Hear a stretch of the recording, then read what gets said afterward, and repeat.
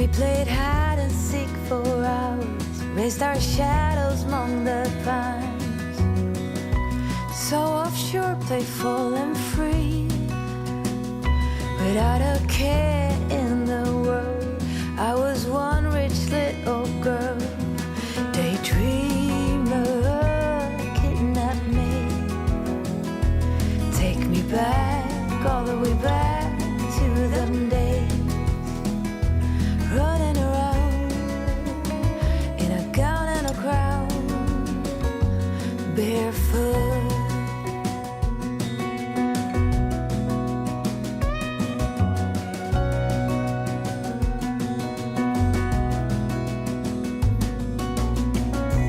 No mistake ever kept me late. We spent summers catching fireflies and winters on our skates. One big smile across my face. We used to dance our way to church on Sundays. Mama set the pace. Daydreamer, kidnap me. Take me back, all the way back to them days, running around in a gown and a crown, barefoot.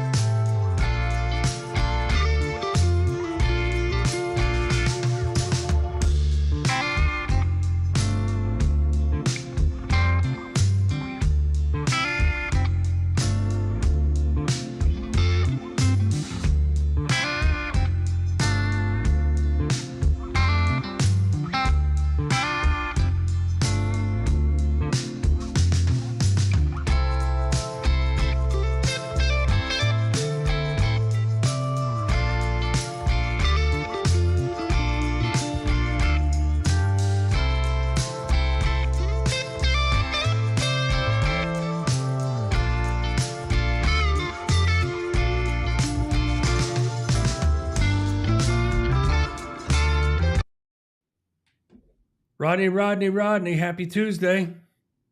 How's it going, Andy? Good. I can't hear you. Let's see here. I don't know what to do about that, man. Talk to me. Can you hear me now? Just barely. It's really, really quiet, but we're just gonna have to live with it for today, I guess. What about now? It's a little better. It's like the mic is coming. You're using a different mic somehow Huh. I might instead of the be. I don't know, one. Andy. I'll just try to speak loud. Okay. Anyway, so I think you normally have a chart for us. Do we have that today? I do. Let's see there. There it is. Here we go. Bang. All right. As you can see, It disappeared. it disappeared. Okay. How about that? There we go. As you can see right here, the mortgage-backed securities, it started off down, down, down. Now it's up 20 basis points, which makes it up 8 basis points, which is pretty flat for today. Not a lot of great news, but if you want to look at, go to the, let's see here. Let's go to the, see a chart about what the rates have been doing. Finally starting to see a little bit of, see that relief right here, Amy? Starting to get better a little bit over the last week or so, last month or so. I guess it's not climbing. It's stayed pretty steady right here. So that's good. That is good. I'll take steady.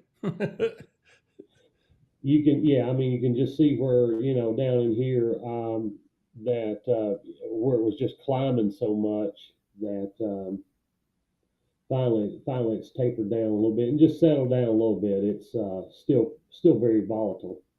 And when that drops, then that causes the rates to drop a little bit, right? Is that what you're talking about? The mortgage-backed security market, that kind of a thing? Is that right? Yes, exactly. When it's green, it's good. Is the best way to describe it. Like 8 basis points. You can see this morning it started out and then it got pretty flat and it's just kind of stayed the same. We made back a little what we lost this morning. So Right.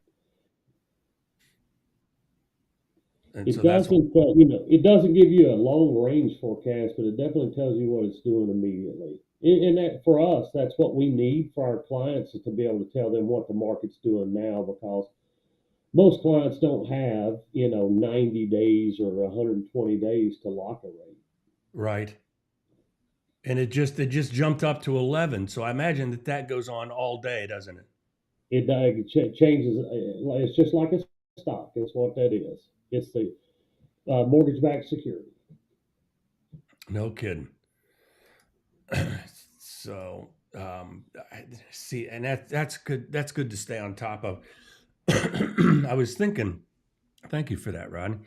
I was thinking this morning as getting ready for the live stream and everything.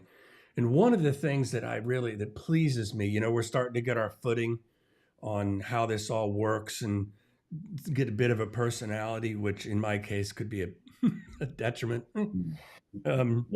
Shoot. But as I'm looking back on stuff that we've done and the conversation that we have, I want to thank you for being such a good partner in this because what I'm seeing agreement is between you and me is I do want to sell houses. I know you want to sell loans. I get that. You want to make loans. But what we've been doing is we're not trying to sell anything. We're telling people the truth without being spooky about it. And, not trying to convince people that, dang, the torpedo's full speed ahead, no matter how you feel. I've gone back and listened to our shows and we're pretty honest about, hey, if things are this or that, we're going to be honest about it, but we're not going to scare anybody. So, kudos to you for helping me in that because it's important to me, that we're not trying to sell anything. That's what I'm getting at. Well, I appreciate that. Yeah, no, yeah, same here. I'm just giving out some information for what it's worth, and yeah, well, we're not trying to sell anything. It's we've done it for a long time, and the majority of our business comes from our past and referrals, things like that. So it's not like this Yeah. shows our drum up business kind of thing. Yeah. Well, so some of the thoughts that I was having about today, and and thank you for that catch.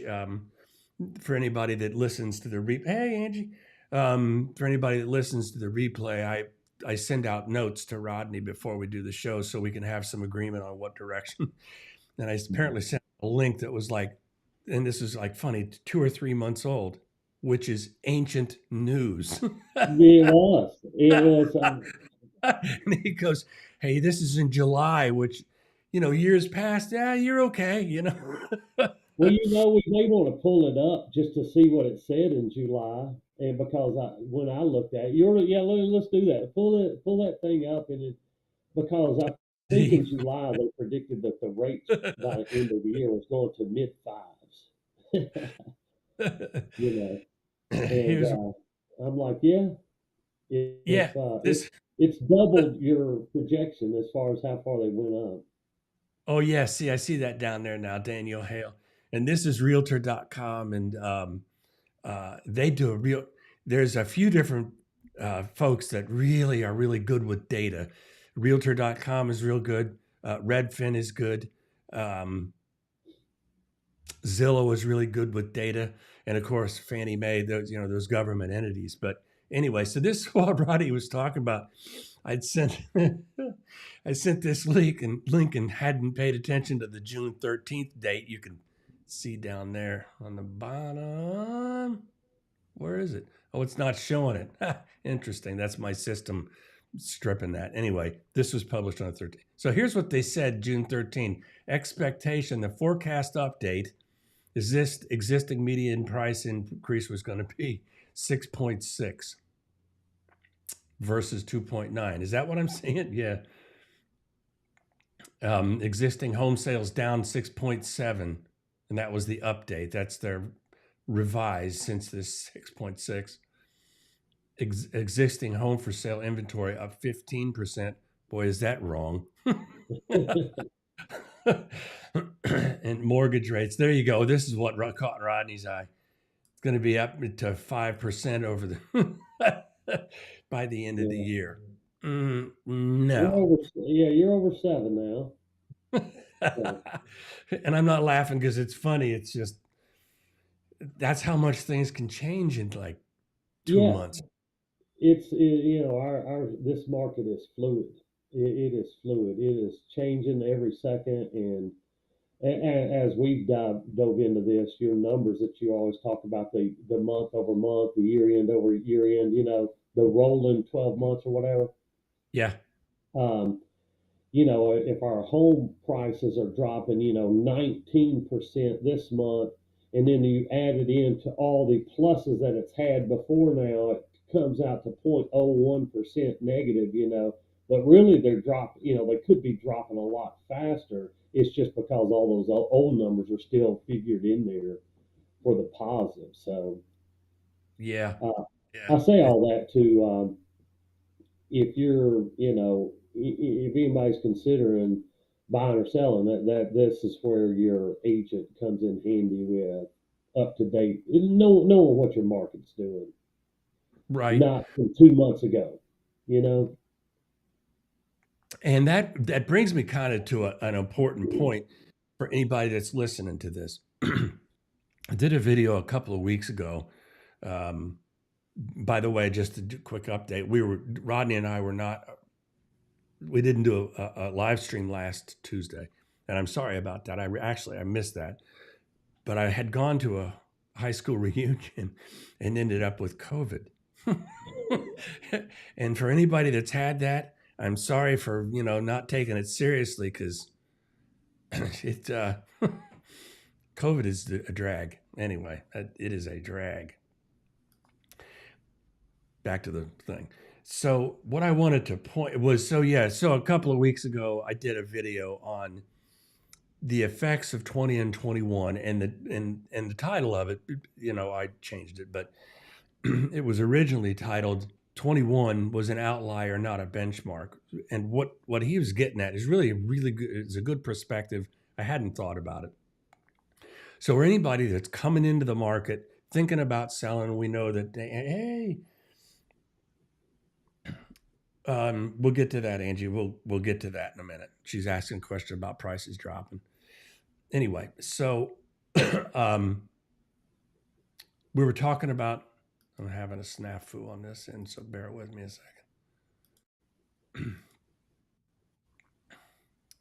second.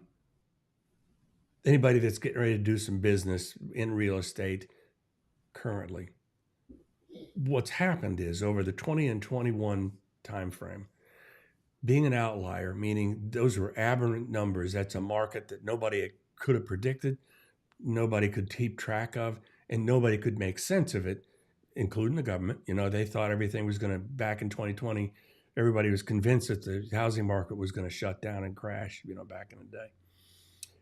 So, but with prices that had skyrocketed, we've gone to, you know, multiple offers and all that crazy stuff. I say all of that to say, we're in a market now that's starting to make a little more sense, at least to people like Rodney and I. If we got rid of the numbers that 20 and 21 represented, the outliers, the numbers that didn't make sense, and if we plugged in today's numbers, we'd be pretty much right on track, other than the inflation thing. Excuse me. And the reason I make that point is there's I'm going to pull up an article here. There we go. And we'll do this. And it's about perspective matters when you're selling your house today. And what that is getting at is that it's easy to, when you're getting ready to sell a house, I know I'd feel the same way. Last year I could have got X amount of dollars, but this year it's going to be a lot less. 2 years ago I could have got more, but I'm going to get less this year. But if you can remember that those last 2 years they were outliers, again, aberrations. They were not normal. And if you kind of put your mind in the idea, if we had got rid of those and looked at it from, say, 2019, we'd be in pretty good shape. In other words, what this is saying, what I'm getting at, and Rodney, I want you to jump in. If you're selling a house today, what you've got to look at is condition matters and price matters. That is it's back to the old school stuff. And so if you want to sell your house today, all you have to do is two things. You've got to be in a little better condition than your competition, and then you've got to be priced a little better than your competition. If you'll do those two things, you'll get what they call fair market value, and that gets bandied around like it's top dollar. It's fair market value. It's what somebody will pay you. I mean, there's a difference. So anyway, thoughts on that, Rodney?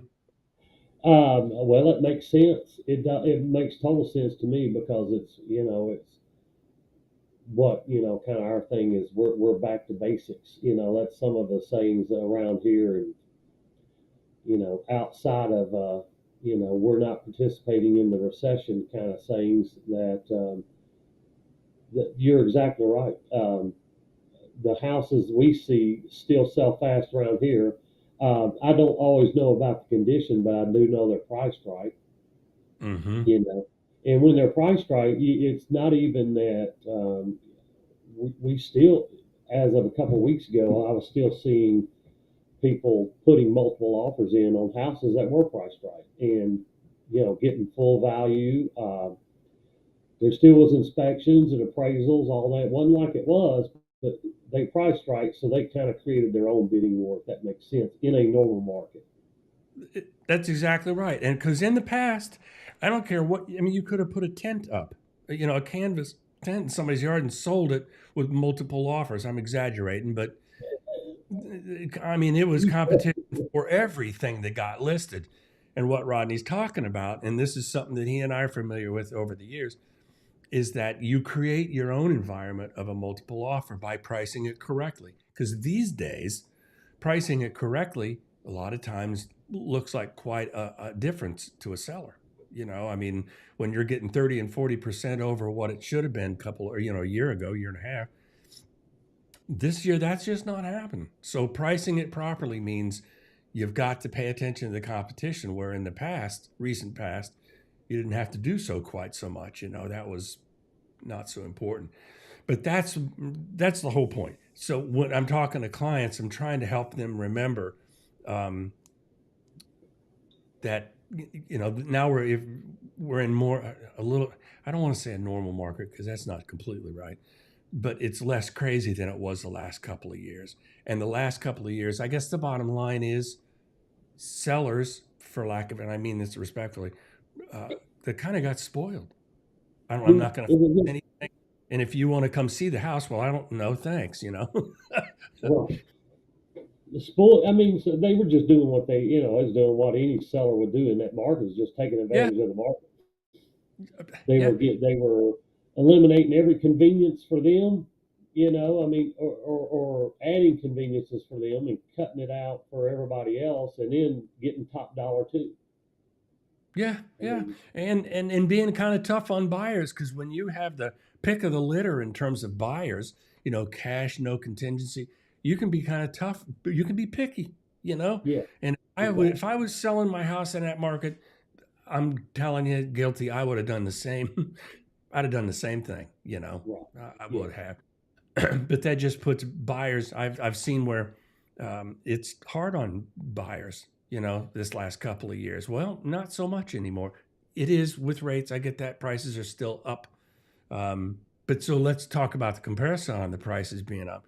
The projection now is, and I did a video on this recently, is that next year, Fannie Mae is predicting a price drop of negative 1.5, an actual price drop in this month next year, or by the end of fourth quarter next year, an actual price drop. We haven't talked about that in a decade, or I don't know. It's been a long time. It's been a long time.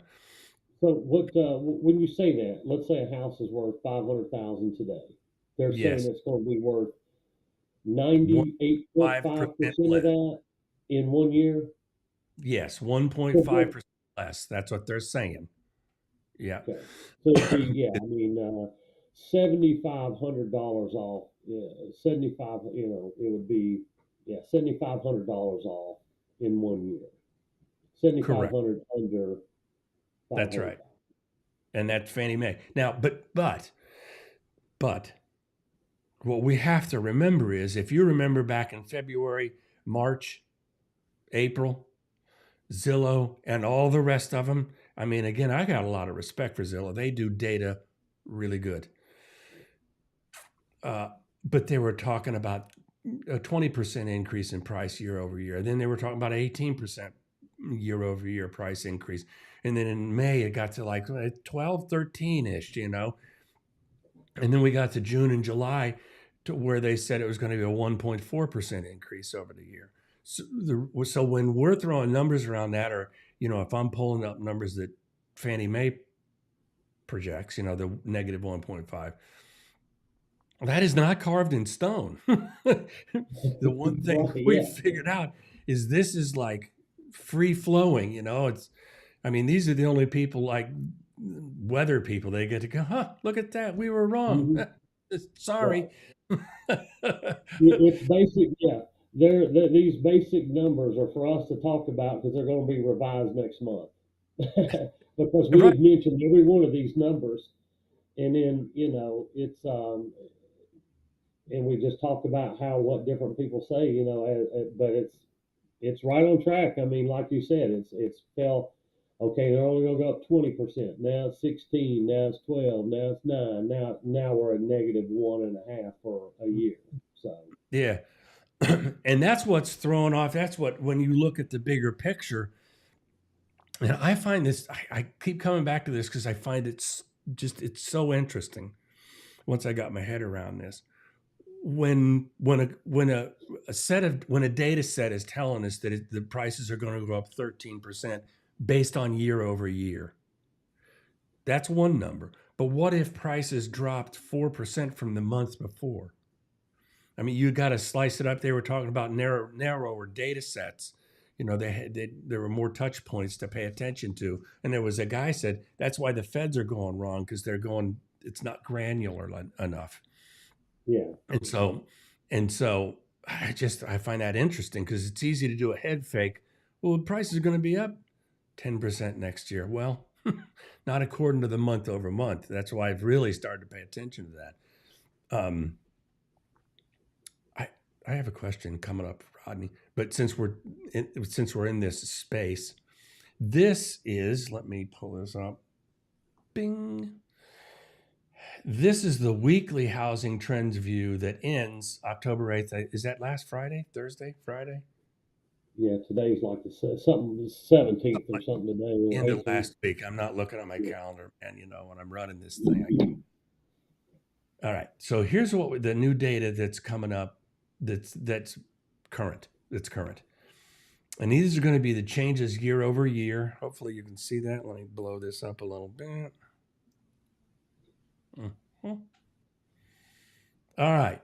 So year to date, median. This is what we're talking about here. Median price is up 14% year to date. Week ending September 24th, 13%, 13 straight across. What that's telling us is that prices have leveled off flat out. That's what that's telling us. But in this current market, we're going to look at new listings. Year to date, it's zero change. Week ending September, year over year, 10% less in September, 17% less in October, and 15% less in October. October 8th, October 1st, October 8th. So 15%, we've gained a little bit in listings. That's a good thing. It must be the Christmas rush. I don't know what that is. But here we go. Active listings. It's plus 4% year over year. This is ending October. In September, it's plus 29. We're starting to gain some listings. Buyers have options. Sellers have competition. Week ending October 1st, 30%, same thing. Buyers have options. Sellers have competitions. And October 8th, it's going to be really interesting next month, 31%, because this is going to be interesting. How many houses didn't sell versus how many people are going to yank their property because it's getting too close to the holidays? Because this is now when you get to that change, when, well, Thanksgiving's coming, we don't want to do anything till spring. That's when that happened. And so the time on the market is 5 days faster. That was year to date.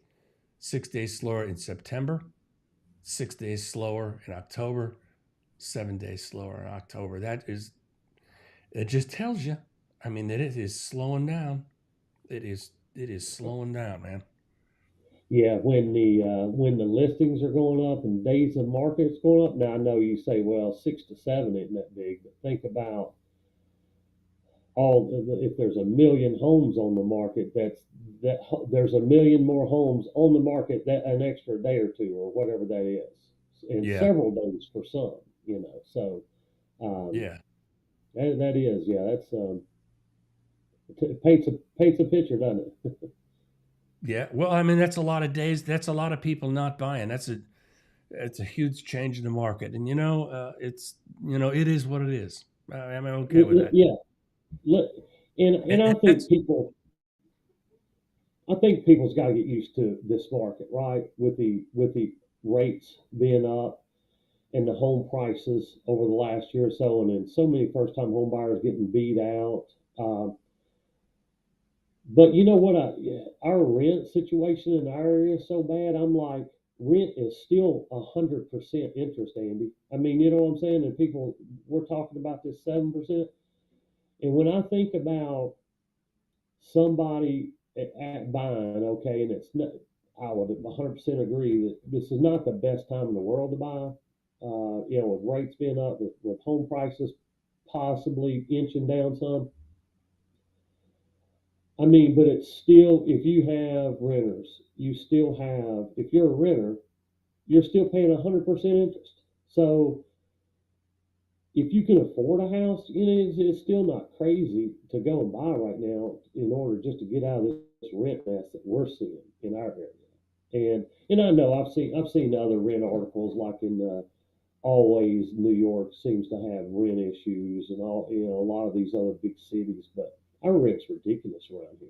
We were talking about that at lunch yesterday. Some employees have family members that are paying $2,000 for 1,200 square feet or something like that. It's Jeez. just like, yeah, it's crazy. I'm like, you could get a house for that, somewhere.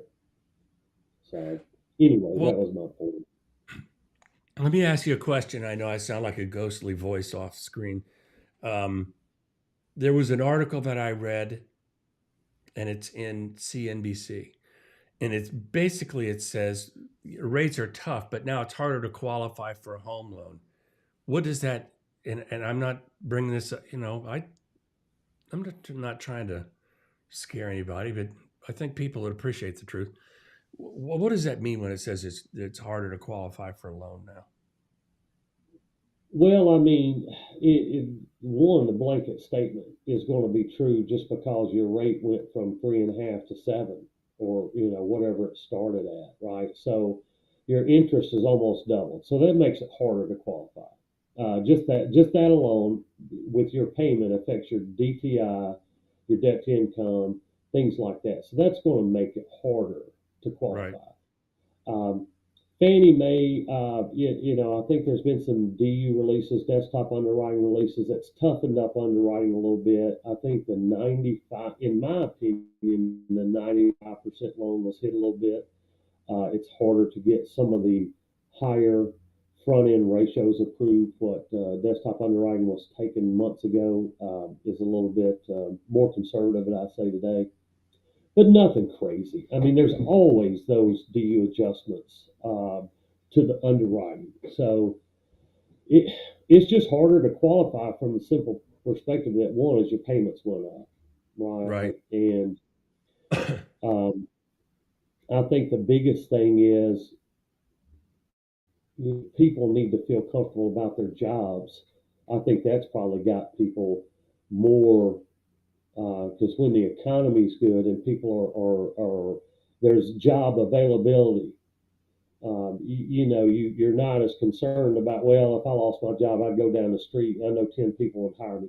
That, people can't always say that. And I don't know if right now every sector in the market can say that, right? If something happens in the mortgage business, they're going to be hard to go find another job because Yeah. mortgage is slow right now. So, just the way the government's planning on to raise employment to try to get this raise unemployment to get tame this inflation and stuff is it's kind of a little bit scary with that. Yeah. The thing that I've learned as a real estate professional, and the things that I really respect about the mortgage industry, is I've seen what happens when regulations aren't in place. '08 is a really good Mm-hmm. example. And where we are now, when I read that, I know that not everybody's going to be a fan of that, but in the long run, it really is better for all of us, including the entire economy. Because if more qualified buyers are getting loans versus, it's kind of scary because there's some of that zero down stuff starting to pop up. You've been seeing some of that. Mm-hmm. When people are more qualified, that means that down the road they're not going to default, and the market's going to and your home value. It's not your neighbor defaulting on their house that they end up short selling and killing the value of your house. The mortgage industry, I think, has a sacred duty to kind of watch out for all of us, to keep our values up by making sure that the people that get the loans have the ability to repay it. I mean, is that unreasonable?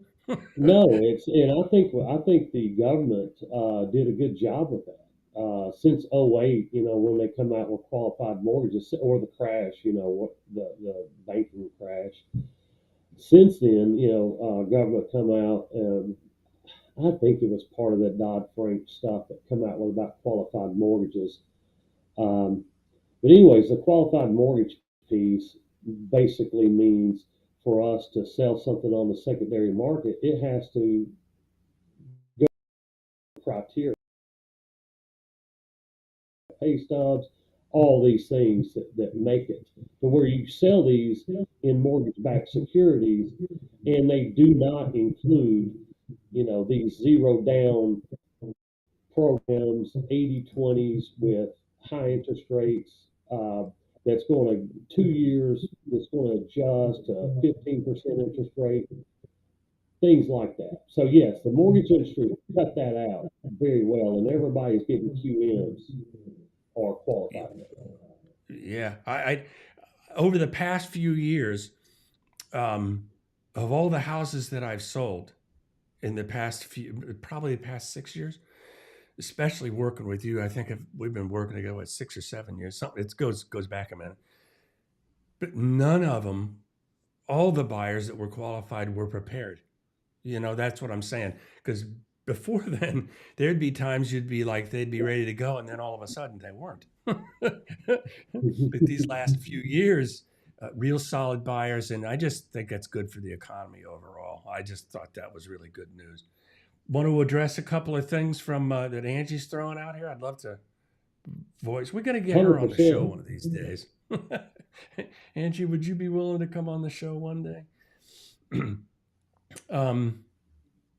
So the first, I'm going to add this. So I'm saying the house will drop 19 in a month. No. And I know that you're somewhere in Southern California, somewhere down there. What we're saying is that the prices are dropping. That's year over year. So if it's next month, what they're saying is the value of whatever your house is today, a year from now, the Fannie Mae is saying it'll be 1.5% less, 1.5. And that's what Rodney was doing the math on a 500,000. That was $7,500. So no, you're not going to be 20% that'd be a tough day. That's not going to happen. No. We'll be in Okay, trouble. yeah, you'd be in trouble. And then this one is September 20. The home prices are up 4% from last year. There you go. And that is what's interesting is what you're saying here is if that was in May, it'd be comparatively up much higher than that. So it's showing that deceleration. That's what that's all about. That's an interesting thing.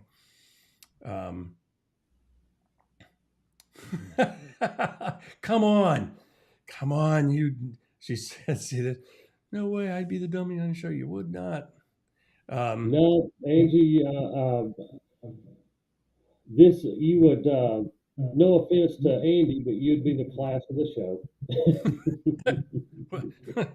Thank you. Me too. We need help. And this is another one too. Rents are way higher than mortgage. My neighbor is paying $1,000 for one room. Really? One room? Good night, nurse. I know that Nashville rates, that's crazy. Nashville rents, they're saying, are starting to drop a little bit. Have you been hearing that a little bit, Rodney? I haven't. I'm not surprised, because I think everything was blown out of proportion, like you were describing, an anomaly year. I'm not surprised they are, but it's still 100% interest. You're still paying 100%, even if they're going down. But it's funny. One of the articles that I pulled up, I've been seeing a lot of articles about,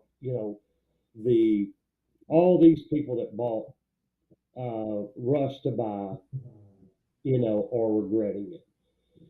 And I get it. I do get that. But if they had not purchased, I doubt that the regrets would be as much if they said, okay, go back to your landlord that was kicking you out of that spot that you no longer had an option to rent. So you actually had to move either way, and you went and bought. I feel like a lot of these people did not like the experience, did not like the no inspection. I didn't get to view the house more than 30 seconds, those kind of things. But I think if they were asked, You have a roof over your head right now, and you're paying, you know, probably if they bought then, they still got a really good rate, right? So they got a decent rate, and they overpaid for their house, and the experience was terrible. But I still think that's better than renting. Yeah. You know, that's my thing is that, you know, I remember when I bought my first house, and just a simple fact that I pulled into the driveway. It's like I felt like I was part of the community now. I was becoming an adult. You know, I was buying my house. You know, all those Yeah. things. If I want to paint a room red, I can paint it red. It's my house. Any improvements I make are going to be potentially something that makes me money down the road or helps me sell my house. Right. I just think some of those things get lost with the unsatisfactory deals that people had to do to get into houses. You know, Yeah. and especially that I think a lot of people are forgetting how bad rent was when they did this. You know, Yeah. Plus, you show me people from that had doubts 3 years ago, 4 years ago, 5 years ago, that had doubts about getting a house and talking about expensive and rates. I mean, whatever the rates are, people are going to complain, including me. You know, they're always too high. You know, they're never cheap enough. If it isn't free, it's too expensive. But you show me somebody that bought a house questioning their wisdom 3 years ago. Tell me what they're thinking now. It was the smartest decision they ever made, you know, right, right. financially. Financially. um, you're absolutely right because you know what? And I know people in the past when I'd be selling, you know, helping somebody buy a house, they would one of the things they'd say they were going to miss the most about renting was being able to call the whoever the office and have them unstick a toilet or you know unclog a sink or that kind of stuff. And it's like the joys of home ownership. You know, that's Yeah, find a handyman yeah. you trust, put them on speed I, dial. yeah. I'm opposite. You know, I couldn't. You know, I remember when I got out of apartments and renting. It's like I didn't like people having access to my apartment. You know what I'm saying? It's kind of weird having somebody, you know, the maintenance man. They leave you a note on your counter that they was there today. You know, it's you know that for me, I don't like that. You know, but I'm also 53, so I've had a home for a while now, so it's like I'm pretty used to Yeah. my But when you're sanctuary. talking about people having access to your house when you're renting, it doesn't take much for them to be allowed to get in there. Well, no, First, nothing. Yeah, they just need to. I Yeah, mean, they can it's come like, by anytime. yeah, you can have a weird smell and they're busting in your place, you know? Yeah. Angie says, thank God her husband's a handyman. Yeah.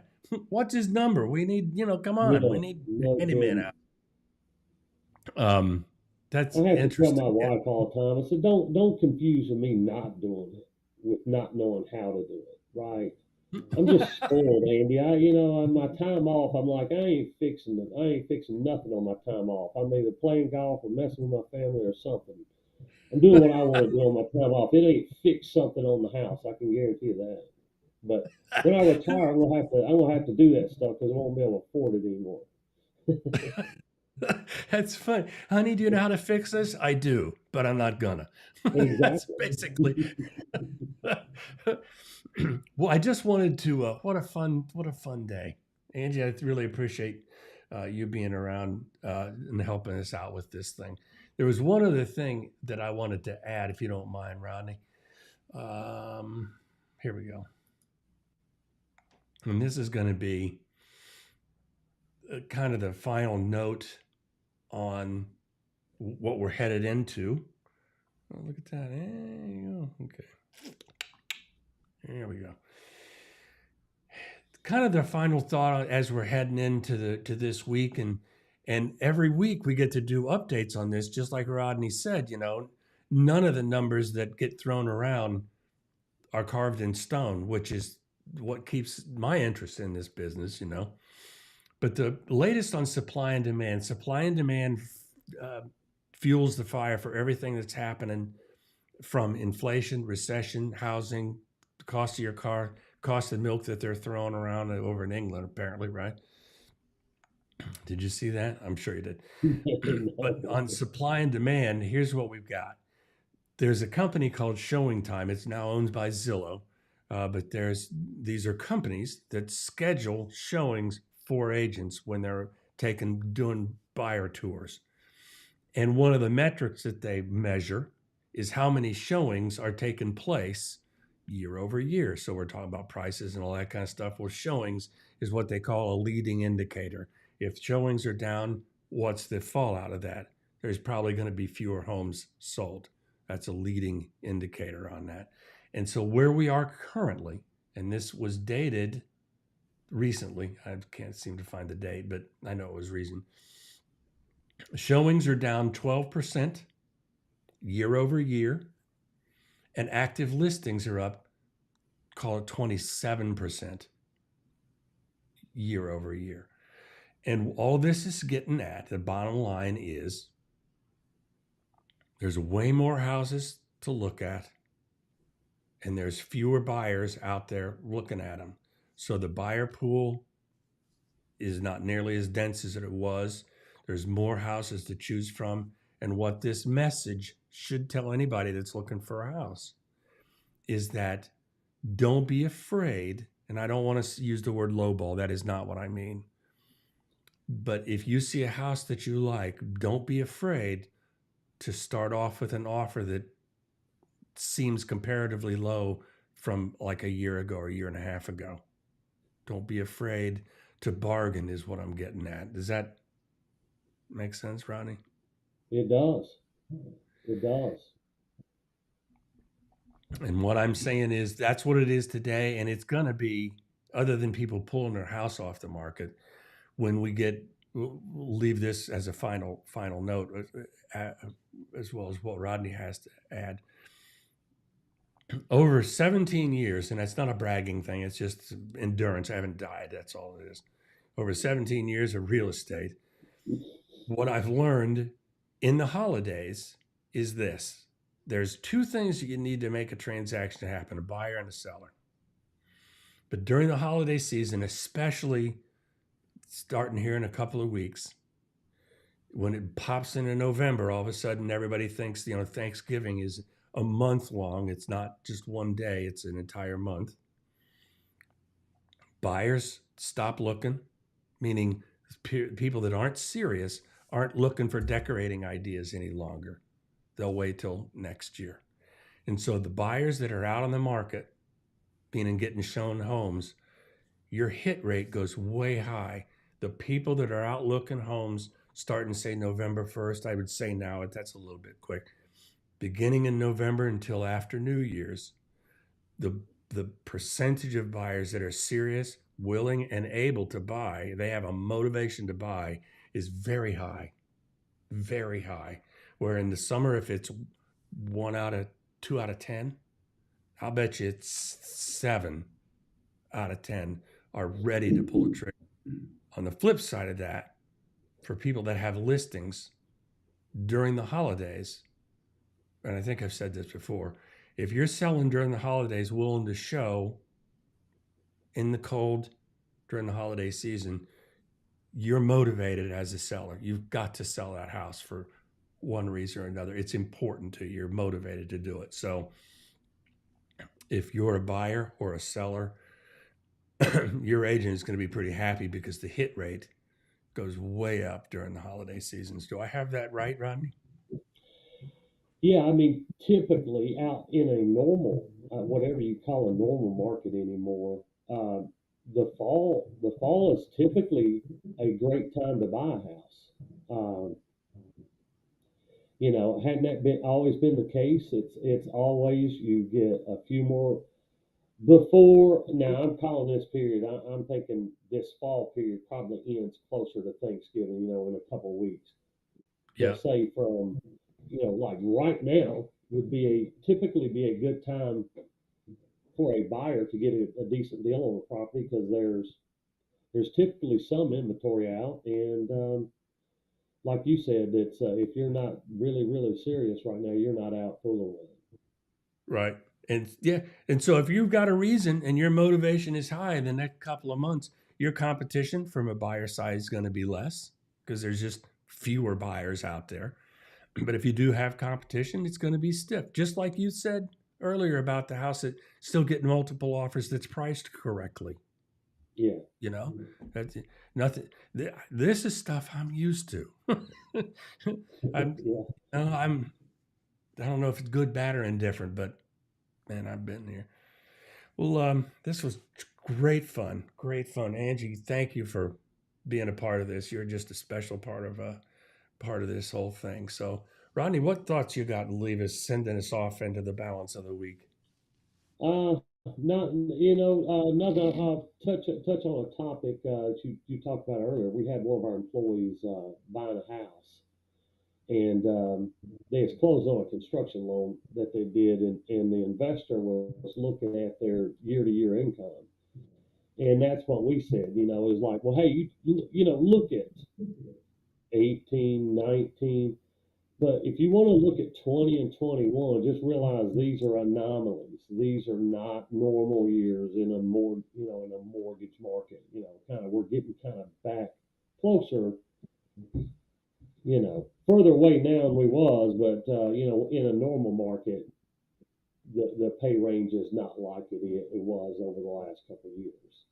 And that was, it was, we were talking, we always have to fight what's called declining income when your income is going down. And our point was, well, we don't feel like our income went down. We feel like those years, our income went extremely up versus, the normal market was before this. And so they were like, well, yeah, we were in that market too. We understand. So, they felt like they did. It's going to be interesting what happens when we roll into next year, because all of a sudden our year over years are comparing this year instead of the weirdness of 2021. Yeah. And then people are going to go, well, no, that's not so bad. Including me, Yeah. Exactly. Well, God. Rodney, thank you very much for your time today, and look forward to seeing you next week. And I'll send you a preview, and you can tell me that I'm stupid again on those for picking those bad topics. No, That was a great way to start. That was a great way to start. Good to see you back. Hey, I've got, and I know this is not saying a lot about some of my friends, but man, I've had friends come back from 10-year class reunions like yours was with a lot more than COVID. So you did a great job. So keep up the good work. Okay, I'll do that. All right, buddy. Thank you very much. See you, Rodney. Bye, Angie.